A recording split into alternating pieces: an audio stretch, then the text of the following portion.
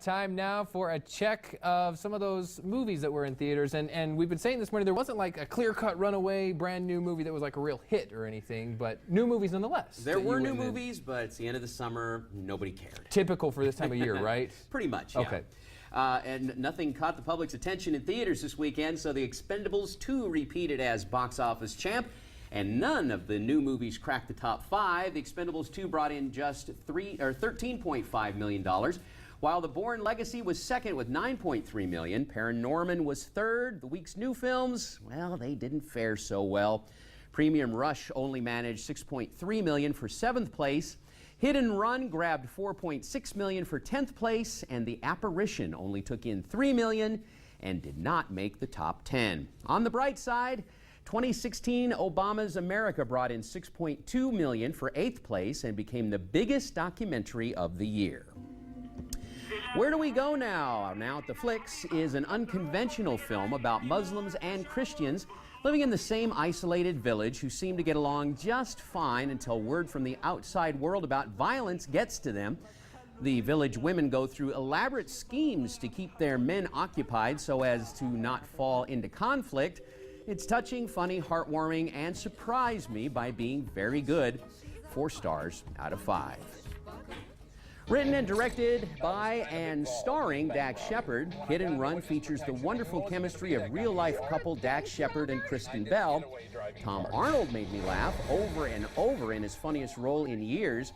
I didn't expect much, but I was pleasantly surprised. It's not a great film, but it is very entertaining. Run into it. It was a hit with me. 3.5 stars out of 5. In Premium Rush, Joseph Gordon-Levitt is, as usual, very good, as is Michael Shannon, even if the characters they both portray are more of a cartoonish sketch. The film is one to check your brain at the door. It's unbelievable at times, as at one point, a seriously injured Levitt with broken ribs does incredible bike stunts that would no doubt incapacitate any real person. It's kind of fun, but nothing to rush to see. 3 stars out of 5. The Apparition is a silly thriller that is devoid of thrills, chills, or even a single goosebump. It stars Tom Felton, the actor formerly known as Draco Malfoy, who does a decent job, but the worn, unoriginal script kills any hope of a shiver. Luckily, it also stars leggy Ashley Greene. The filmmakers had enough sense to know that when the film started dragging, they trot her out in her underwear. Because of that, this 1-star film gets 2 stars out of 5. Neil Young Journeys features the 60-something rocker in a one-man show with mostly new music that people won't know. That means it's really for hardcore fans only. Wearing a beat-up straw hat and sporting a 3-day growth of beard, Young sings his brand of morose music while director Jonathan Demme covers the boring, repetitive, monotonous songs with uncomfortable close-ups intercut with boring, mundane chatter in a car. These close-ups are so extreme they feature the singer's mouth in what I call the spittle cam because you see sprays flying from his mouth while admiring his dental work. At one point, the spittle cam is obscured by the offending liquid.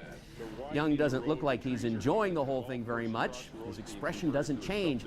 He looks like he just pooped in his pants and he's starting to get grossed out by the smell and feel as it squishes around in his shorts. I enjoyed it almost as much. 1.5 stars out of 5. For my reviews, a look at this week's DVD and Blu-ray releases and more, head over to my website, BobRichardsMovieReviews.com, or link to it at IdahoOnYourSide.com. And of course, Bob knows if you want to get me and Natalie, you just got to throw in a poop joke in your reviews and that'll work. Joseph Gordon-Levitt doing a lot of movies lately. He's they seem to come out lately, one after the other. Yeah. And he's a good actor. I really like Joseph Gordon-Levitt. He's done great stuff. Saw The Dark Knight Rises a few weeks ago.